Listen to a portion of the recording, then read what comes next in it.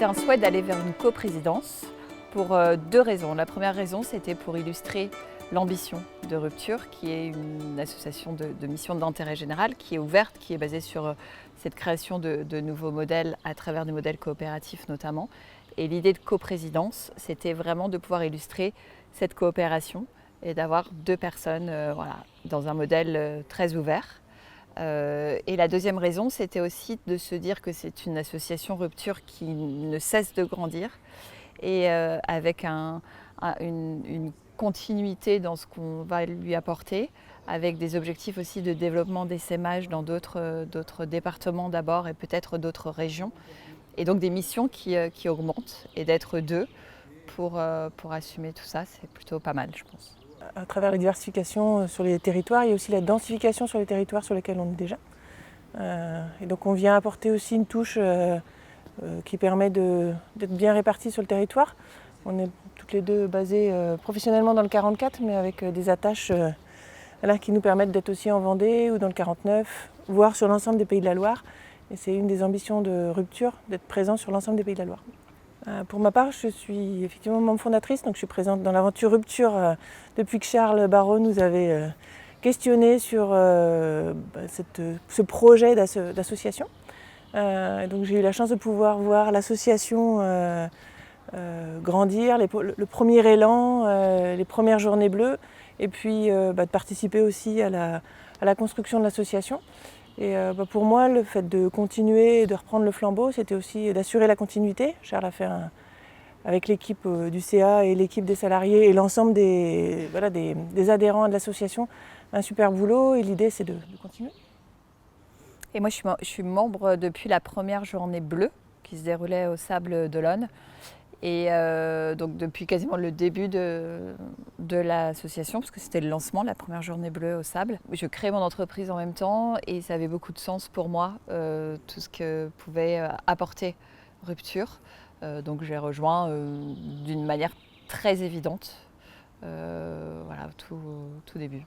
Je pense qu'on va effectivement sur une continuité. On est bien sûr dans une phase un petit peu de transition, parce qu'un changement de présidence, surtout quand c'est le président fondateur qui passe la main, c'est pas neutre.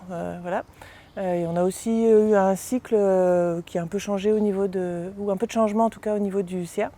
Et là c'est très plaisant de voir arriver des nouveaux entrants qui viennent représenter d'autres types d'entreprises, d'autres territoires, qui sont engagés aussi dans la société civile.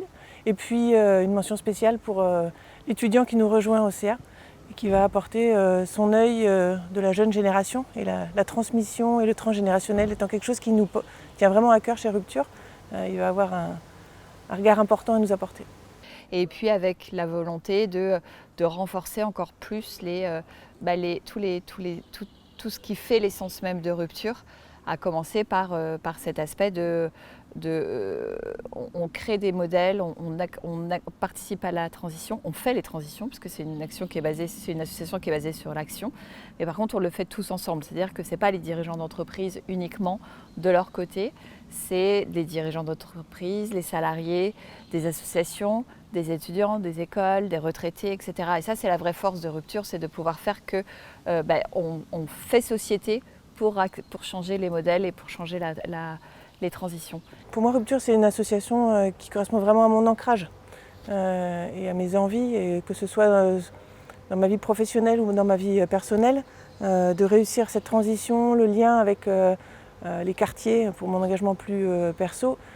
C'est quelque chose qui pour moi est assez chevillé. Donc de voir autant d'entreprises, de personnes, de générations qui ensemble phosphorent et passent à l'action, moi c'est quelque chose qui m'apporte beaucoup, et c'est pour ça que j'avais envie de continuer l'aventure et de faire en sorte qu'on soit de plus en plus nombreux à pouvoir y participer, et avec vraiment ce moteur de l'action dans ce qui me porte, parce que on sait qu'il faut agir, on sait qu'il faut être vigilant et qu'il ne faut pas compter sur les autres uniquement. Il faut vraiment qu'on se mette chacun en mouvement, et ensemble on est plus fort. Donc on va essayer de continuer à avancer, quels que soient les vents extérieurs, porteurs ou moins porteurs.